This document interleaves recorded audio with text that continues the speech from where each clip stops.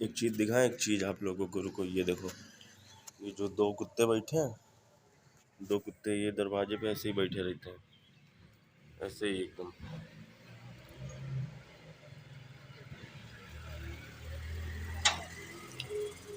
ये ज़्यादा कुछ नहीं करते हैं, जैसे आप दरवाजे के पास आओगे ना आपको भौंकेंगे ना गुर्राएंगे, किसी तरह की कोई एक्टिविटी नहीं, जैसे ऐसे सो रहे हैं ना ऐसे ही सोते रहेंगे।